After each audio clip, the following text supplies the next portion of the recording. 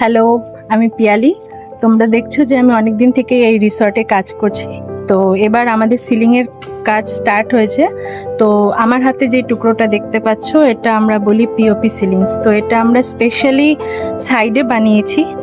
তো এটা একটি টাইলসের সাইজে আসে, 3x2 সাইজ হয়।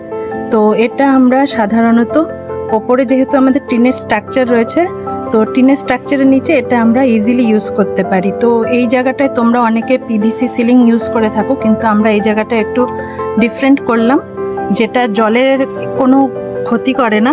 ইভেন এটা বোর্ডটা তোমরা দেখতেই পাচ্ছ, এটা আমরা বানিয়েছি, নারকেল জুট আছে, প্লাস এটার মধ্যে পিওপি সিমেন্ট রয়েছে, আর রিফাইন্ড অয়েল দিয়ে আমরা এটা নিজেরাই হাতে বানিয়েছি।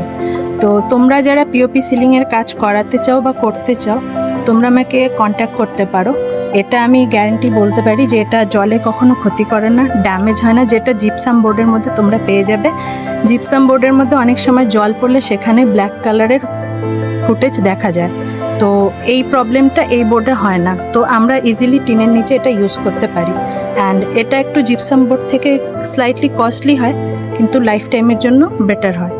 তো যদি তোমরা কেউ সিলিংয়ের কাজ করাতে চাও উইথ পিওপি, তো আমাকে কন্ট্যাক্ট করতে পারো। আমরা তোমাদের সামনেই বোর্ড বানাবো, আর সেই বোর্ড দিয়েই আমরা ডিজাইনস করবো। সেটা দিয়ে তুমি যে কোনো ডিজাইন করতে পারো।